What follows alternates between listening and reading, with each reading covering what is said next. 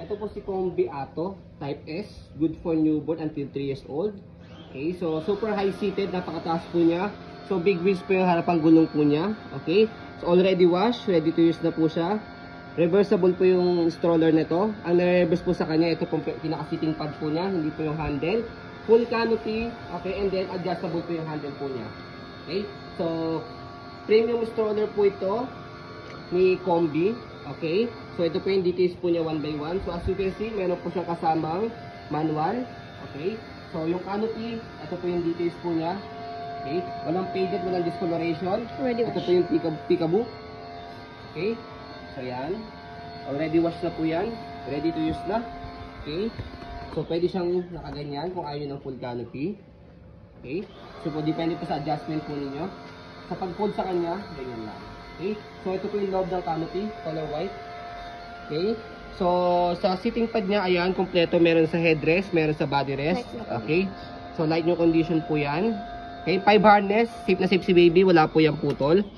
Okay, combine nyo lang po. Ito sa ilalim, ito sa ibabaw. Same din sa kabila.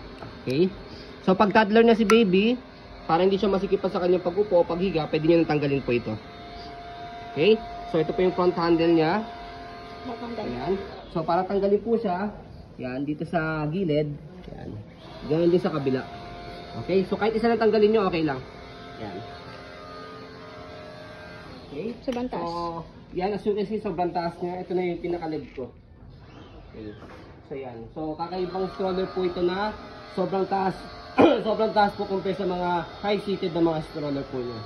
Okay, so ito po yung basket niya. Malaki rin yung basket niya.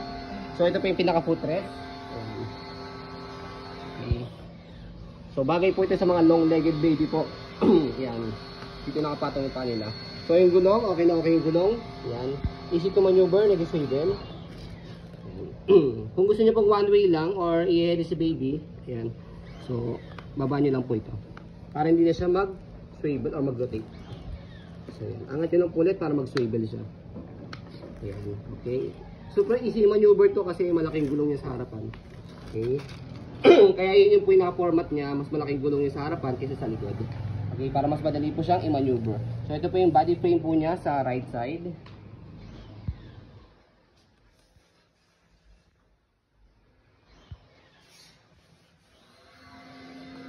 So yan, Combi Ato Type S. Okay. So yung gulong niya sa likod, okay na okay din po siya. Hindi siya pudpod. Yan. Okay, stopper. Ibaba nyo lang po yan dalawa. Okay. So nakistop na po siya. Ayan. So okay yung likod niya, mesh type. Okay. So para hindi masyadong pawisin yung likod ni baby. May daluyan ng hangin dito. So sa pag-adjust po ng seating pad niya, pwede pong semi-reclined or fully reclined. Semi-reclined kalahati lang po nito. Yan. Fully reclined, babang-baba po siya. Okay. So yan. So body frame sa left side. Yan. Yan po yung body frame sa left side.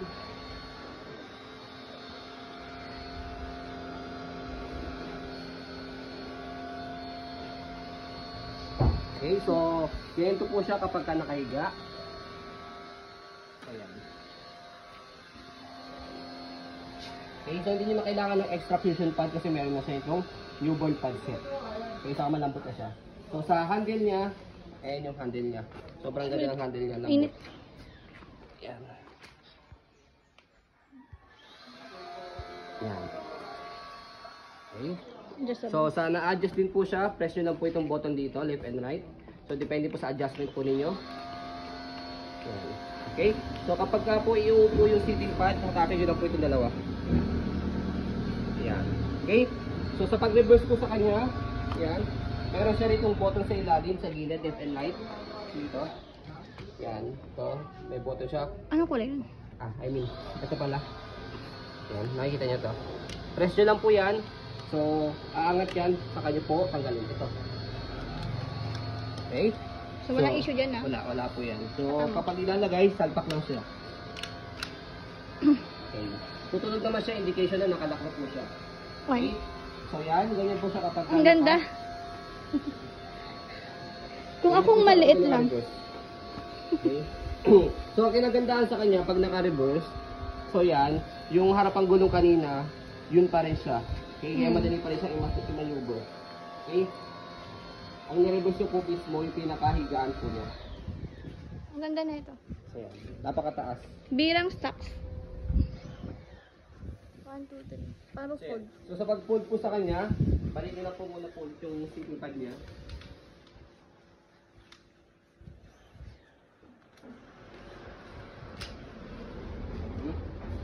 So para double yung sitting pad niya kung nakalak na, angat yun ang ganyan. Okay, para safe si baby. Sa pag-fold sa kanya, fold nyo lang po yung canopy, kailangan nakaupo po itong sitting pad niya, and then slide sa press. Slide, and One then hand press. fold? Oo. One hand fold, one hand open. So, yan, for example, isa lang kamay ko. Slide and press. Angat yun lang po itong nasa likod, saka nyo po ibaba. So, ganyan lang po siya kapag pinold. Saka hindi siya malaki kapag pinold. Okay, ganyan po yung Baba size lang. niya. Mababa lang. Kapag inopen, same lang din slide press, angat yun lang yung likod, tapos buka po ninyo. Yan, angat yung likod, tapos buka nyo lang po. So yan, ganyan lang po siya kanina. Kaya kahit hawak nyo si baby, kaya nyo po siyang i-open sa fold. Okay? Bagay na bagay sa matataas to. Bagay na bagay sa mga matangkad na mami or daddy. Kasi super high seated siya, saka mataas po yung handle niya. Okay? So yun po, as you can see, very details po kami mag-video kasi sa policy po namin, no refund, no exchange, what you see is what you get po. So yun po, maraming salamat. Have a nice day and God bless po.